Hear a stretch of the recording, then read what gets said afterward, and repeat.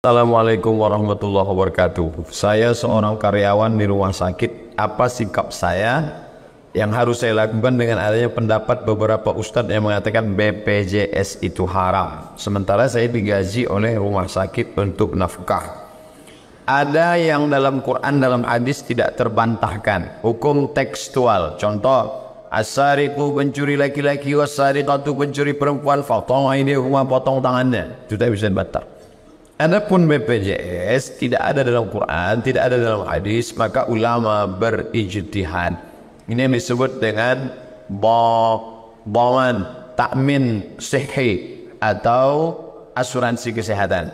Mengenai asuransi ada dua pendapat ulama dikumpulkan oleh mufti Mesir. Yang pertama, kata dia haram karena ada gambling, judi, gharar, ketidakpastian. Sedangkan pendapat yang kedua mengatakan boleh karena di dalamnya ada ta'awun, tolong menolong. Nah, bapak, ya ibu yang bertanya ini condongnya kemana? Kalau dia mengatakan saya lebih cenderung pada mengatakan halal, saya pilih pendapat yang ini karena ada unsur tolong menolongnya, maka halal lah hasilnya. Tapi jangan bersilang, menurut saya BPJS ini haram Pak Ustadz, tapi hasilnya halal. Itu tidak bisa. Maka pilih pendapat yang membolehkan, maka hasilnya halal. Bisa memangnya satu masalah itu hukumnya dua, ya? Itu maka pelajari fikih perbandingan mazhab. Saya selalu menyampaikan kalau ada satu masalah bisa dua hukum, bisa tiga hukum, bisa empat hukum. Ini tentang hukum asuransi. Kalau suami istri cerai sudah 10 tahun, kemudian salah satu dari mereka mendapat pasangan baru, sebenarnya itu termasuk jodohnya atau apa Pak Ustaz? Apakah istri sebelumnya itu jodohnya juga? Iya. Ini bicara masalah takdir.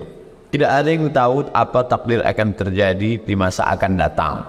Kita hanya disuruh berusaha berdoa. Wasyawirhum fil amri musyawarah. Fa idza azamta tekad. Fatawakkal 'ala Allah, tawakkal. Kamu tanya dulu tentang orang ini, baik apa tak baik? Fit and proper test. Oh dia baik.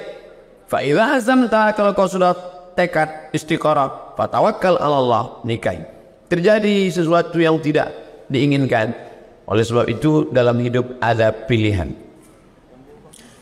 Ada yang bisa dipilih, ada yang tidak. Contoh, lahir sebagai orang Melayu. Itu kita tidak pernah memilih. Lahir sebagai orang Jawa, orang Batak, orang Minangkabau, itu bukan pilihan. Allah memilihkan. Tapi untuk datang dalam acara penggalangan dana ini, kita memilih. Datang atau tak datang. Tidur di rumah sampai zuhur atau datang ke hotel Pangeran. Pilihan. Saya antara memberikan tausiah berdiri atau duduk, maka ada pilihan. Takdir itu ada dua. Ada pilihan, ada yang tak bisa memilih. Maka kata Syekh Sa'id Ramadan Al-Buti, al-insan bainal musayyar wal mukhayyar. Manusia antara memilih dan dipilihkan. Menjadi orang Indonesia bukan pilihan kita, Allah memilihkan. Makanya ada rukun iman yang keenam, percaya kepada takdir buruk, takdir baik. Tapi ada saatnya kita memilih antara makan atau tidak makan, antara menikah atau tidak menikah. Allah beri kita telinga, Allah beri kita mata, Allah beri kita kekuatan. Termasuk orang ini, menikah tidak menikah, menikah satu atau menikah dua, itu termasuk takdir pilihan. Jadi tidak bisa dia berkata dengan penuh kesadaran dia pakai sabu-sabu lalu dia mabuk lalu dia sakau. Pasti tanya orang, kenapa kamu mabuk? Ini sudah takdir Tuhan. Ada saatnya kita memilih, ada saatnya kita tidak bisa memilih. Ustaz, bagaimana kita bisa menjaga hati dengan situasi isu-isu yang cenderung saling menjelekkan? In ja'akum fasiqun binaba'in fatabayyanu. Kalau ada orang menjelek-jelekkan, menebar isu, fatabayyanu, klarifikasi. Tidak senang dengan ceramah saya yang dipotong-potong, tanya, ini maksud Ustaz apa? Saya mau tabayun Ustaz, saya mau klarifikasi. Jangan satu komen. Wah, akhirnya pusing. Bagaimana cara menyimpan harta kita berupa uang jikalau hampir semua bank telah riba? Bank syariah. Ustadz di mana? Bank Syariah Mandiri, Bank Riau Kepri Syariah, Bank BRI Syariah. Gaji saya ditransfer dari UIN ke BRI Syariah. Kalau kita sholat berjamaah, waktu rakaat terakhir menjelang salam kita buang angin, apakah kita masih dapat pahala sholat berjamaah? Innamal a'malu binniyat. Orang mendapatkan sesuai dengan niatnya dan dia tidak bisa. Jangan ditahan. Ini ada orang menahan sampai biru muka, menahan ketut. Buang angin, habis itu dia keluar ambil wudu, balik lagi orang sudah salam, dia dapat pahala sholat berjamaah. Bersentuhan dengan yang bukan mahram berdosa. Bagaimana kami tim tenaga kesehatan dalam bertugas? Darurat, pakai hukum darurat. Ad-darurat tubihul mahzurat. Yang darurat membolehkan yang terlarang. Karena hukum darurat tingkat tinggi. Ada pasien, tolonglah saya pak, mohon maaf kita tak mahram, matilah dia. Wanita sebaiknya tidak memandang laki-laki. Pada saat menerima pasien, saat pasien menceritakan keluhannya, tentulah kami memandang wajahnya, matanya. Bagaimana hukumnya Pak Ustaz? Bedakan antara kondisi normal dengan kasuistik, dengan hajat, maslahat. Adapun antara pasien dengan dokter, ini bukan kasus normal, ini kasus hajat. Ada maslahat, ada kepentingan, ada keperluan, ada kebutuhan, emergensi. Termasuk sholat berjamaah. Bagaimana dengan dokter yang operasi sampai 7 jam? Maka tidak berlaku hukum umum, bahkan dia bisa jamak takdim. Pendapatan penghasilan berapa baru wajib zakat? 85 gram emas. Ingat, 85, 85, 85, 85. Jangan keluar dari sini jadi 58. Ingat, peristiwa apa terpenting dalam kehidupan Bapak Ibu di tahun 85 untuk memudah mengingatnya. Setiap yang punya penghasilan 85 gram setelah setahun, keluarkan 2,5%. 85 gram kali 500.000 sama dengan 42.500.000. Jadi Bapak Ibu yang punya tabungan 42.500.000 sudah kena 2,5%. Kalau 1.025.000 maka 100 juta 2,5 juta yang punya tabungan. Adapun yang gaji bisa dibagi 12. 42.500.000 bagi 12 sama dengan 3.600.000. Maka yang punya penghasilan 5 juta sebulan sudah kena 125.000. 10 juta 250.000. 100 juta 2,5 juta. Bedakan yang antara dikeluarkan tiap bulan dengan uang yang ditabungkan seperti menyimpan emas. Ini tabungan saya simpan mulai mencapai 85 gram 42.500.000 tanggal 25 Syawal. Maka hitung selama setahun, keluarkan zakatnya 2,5%. Bagaimana pendapat Ustaz tentang fenomena selfie, terutama kaum wanita ibu-ibu? Hampir setiap momen foto-foto, terkadang suaminya tidak suka. Selfie sendirian, itu orang sakit.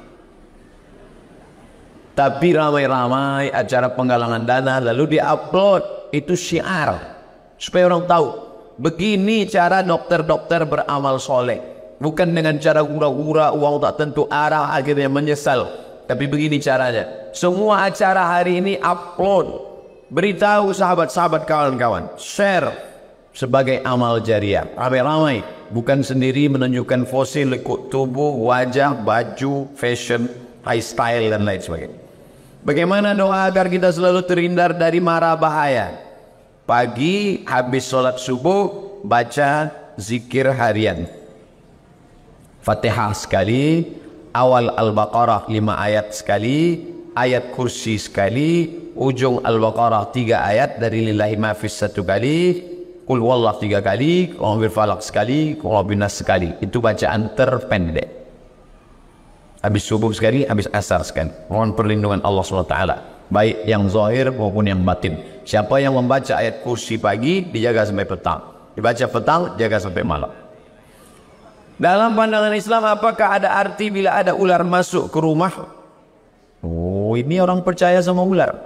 Kalau ular masuk ke rumah, berarti akan ada bala. Kita hanya disuruh minta lindung sama Allah. Bismillah, aku sebut nama Allah. La yadurru ma'asmi syai'un fil ardi wala fis sama. Kalau sudah aku sebut nama Allah, tidak ada satupun yang dapat menimbulkan mudarat baik di bumi maupun di langit.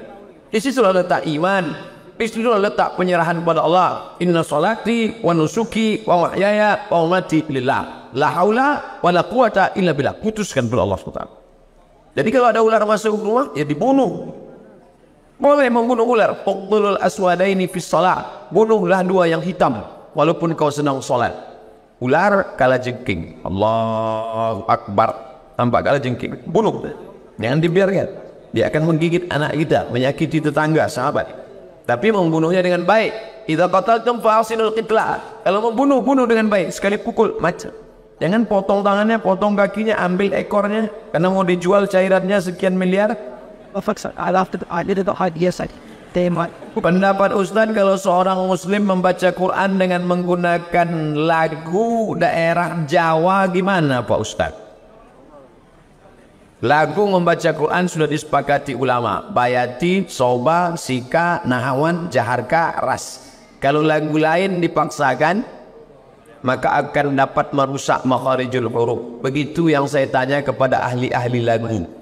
Lagu India mau dimasukkan ke Fatihah. Oh kacau. Kabi kaci kabi gam masukkan ke Al-Fatihah. Hancur tajwidnya. Oleh sebab itu kalau merusak tajwid, idgham, qalqalah, ghunnah bila ghunnah, rusak bacaan. Bagaimana hukumnya jika buka praktek hanya untuk yang mahram saja? Sesama wanita, anak-anak, untuk lanjut usia. Baik. Tapi ada saat tertentu tiba-tiba tempat lain tutup, datang orang yang tak mahram. Maka berlaku hukum darurat, karena darurat menyelamatkan. Antara dua, mati atau makan babi. Karena kita muslim tak boleh. Kita tak boleh pilih mati.